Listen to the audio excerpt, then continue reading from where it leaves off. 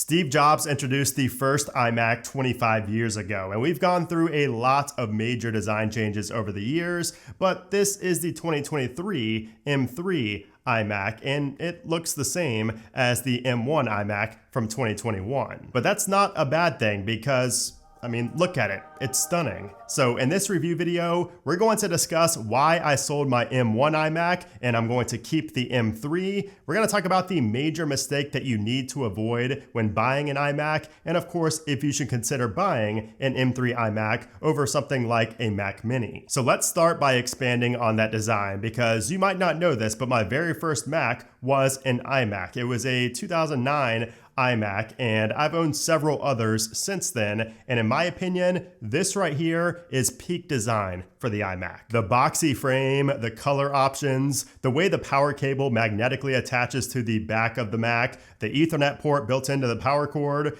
there just isn't anything design-wise that I wish was different. Okay, maybe the chin and the bezels, but come on, this is a $1,300 machine. You can't have everything. Plus, my studio display also has chunky bezels, and that costs more than the iMac without a computer being built inside. The 4.5K Retina display more than makes up for the chin though, because it has a resolution of 4480 by 2520 at 218 pixels per inch, with support for 1 billion colors and a 500 nit peak brightness. This is the same display as my M1 iMac, but I went from a 5K studio display to this iMac, and the difference is not going to be major unless you do a lot of color correcting and you crank that brightness up all the way. There's hardly any difference in your day-to-day usage. And by the way, I do also love how easy it is to rotate this display, and it's also very easy to pick up and move around to show somebody. If you need to show like a design project to somebody in the office or whatever the case may be, it's just very easy and very lightweight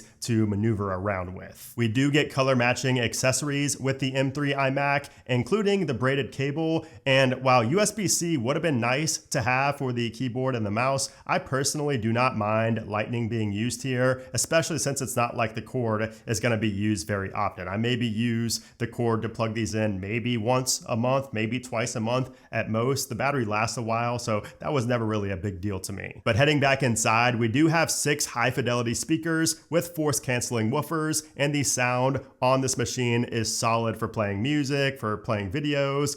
Although I will say, if you're trying to focus on dialogue while watching a movie, I would recommend you just connect your AirPods via Bluetooth and just listen to it that way. However, if you look closely on the left-hand side of the iMac, we do also have a 3.5mm headphone jack, which now comes with support for high impedance headphones, which is something that was not included with the 2021 M1 iMac. But on the back side of the iMac is going to be where we have our first major issue, and that is something that you're going to want to avoid when purchasing one of these iMacs, and that has to do with the port selection. You see, the base M3 iMac only has 2 ports down here on the backside, whereas the mid-tier upgraded model has double that. We have 4 ports on the back. However, neither one of these iMacs comes with an SD card slot for some odd reason. But if you're anything like me and you need to have an SD card slot, or if you just want to expand your port selection on the back, today's sponsor Basis has you covered. Their new metal gleam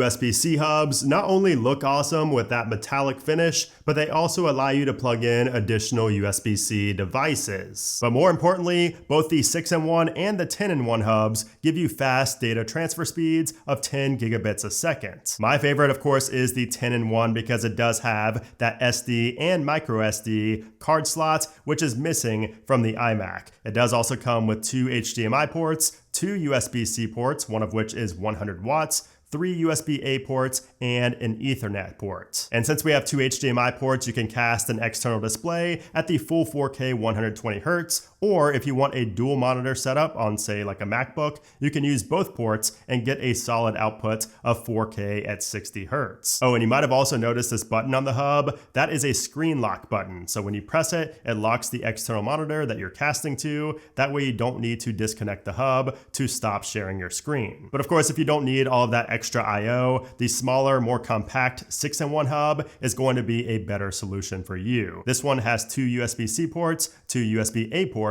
1 HDMI port, and the Ethernet port. And you do also get those same transfer speeds of 10 gigabits a second. So if you want to pick up one of these basis USB-C hubs for yourself, make sure to click my link down in the description below. Now, if you're using an iMac as a family computer, then you might not worry so much about the port selection on the back. However, if you're doing any type of creative work, or if you use any type of external SSDs or anything like that, and you do not pick up one of those basis USB-C hubs or some other USB-C hub, then you will absolutely want to pay the extra $200 to get the mid-tier iMac, so you get double the port selection. But that's not the only thing that you gain with that extra $200, because you will also get a gigabit Ethernet port built in to the power brick, whereas the base model just does not include that unless you select it online when ordering and pay the extra $30. Now, this upgraded model also comes with a keyboard with Touch ID up in the top right hand corner for easily paying for things online and unlocking your Mac. Oh, and also the $1,500 mid-tier model also gives you 2 additional GPU cores. So for $200 more, it's a no-brainer to go with the mid-tier option if you ever plan on doing any creative work, or if you just want to future-proof your iMac. And speaking of creative work, let's talk about the performance. And let me preface this by reminding you that this is not a pro-level machine. Like, if you're going to be doing intense, 3D graphics, 8K video editing,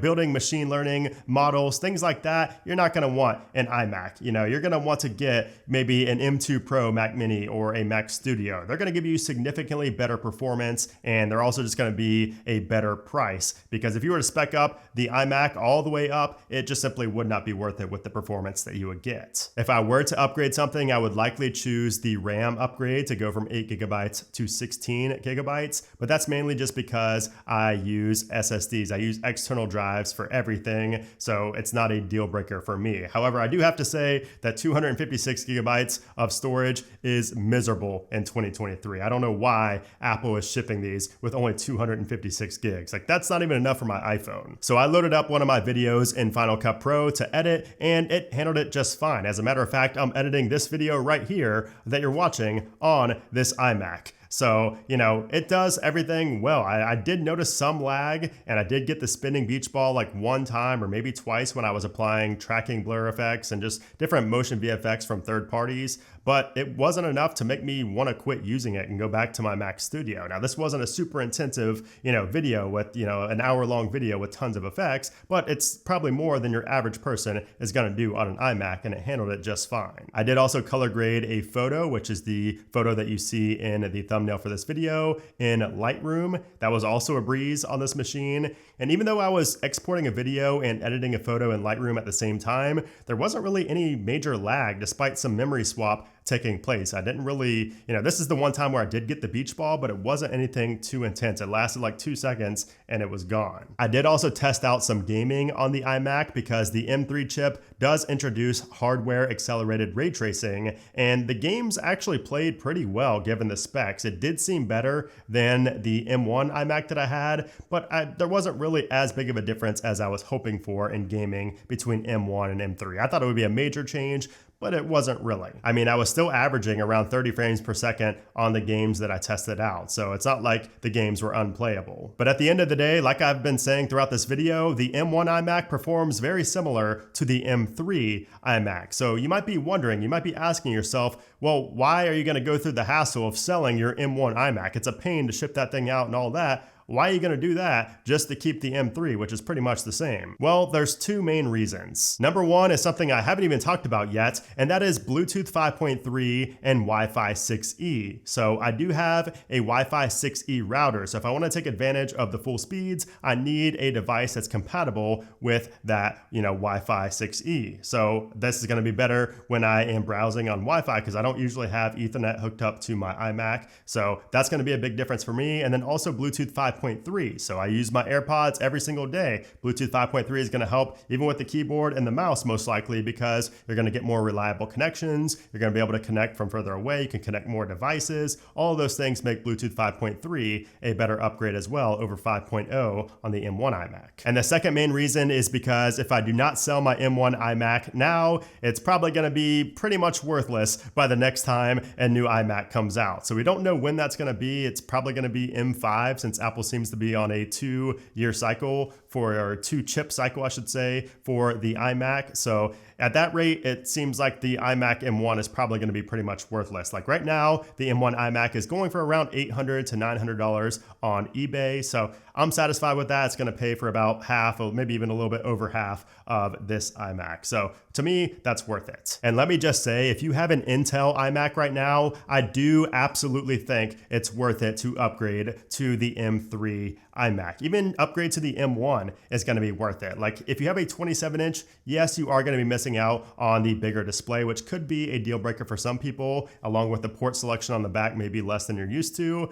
But trust me, this is going to be significantly faster than that Intel machine. Plus, the new iMacs just look way better and they weigh a lot less. Like I had that 27-inch and that thing weighed a ton. This thing is so much lighter weight and it just looks so much better sitting in an office. Okay, so now let me give you my thoughts on which model of iMac I think you should buy. So I think for the base model, you're gonna be a light, casual user who mainly just browses the web. You maybe edit the occasional photo or video, and you maybe do some very light gaming. That's who I think the base model is for. But for the mid-tier model, which is the one I have right here, the one I recommend to most people, this is gonna be for someone who browses the web, but also does a lot of creative work. Like you edit 4K videos, maybe some digital painting in Photoshop, or even some light to medium music production. So earlier I said how it's not a bad idea to spend an extra $200 to go from 8 gigs to 16 gigs. And I would say that you should do that if you're making money from your creative work, because I think, the time you're gonna save while multitasking will likely pay for itself with the money you're gonna earn. So, especially if you're doing a lot of web-based creative work, like with Canva, if you're,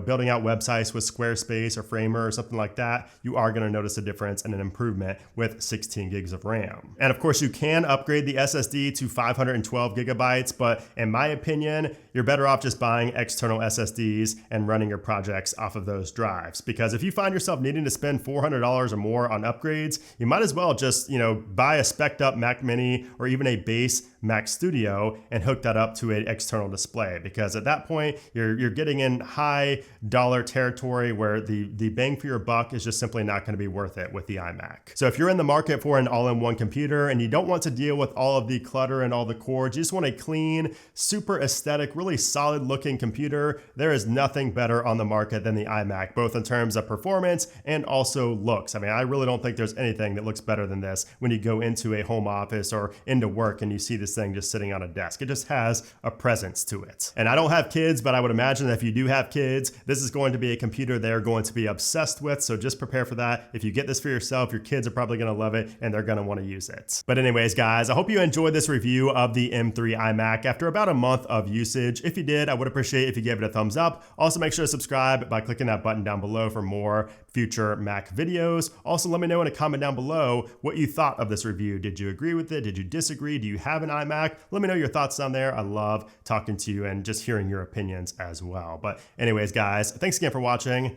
and I'll see you soon.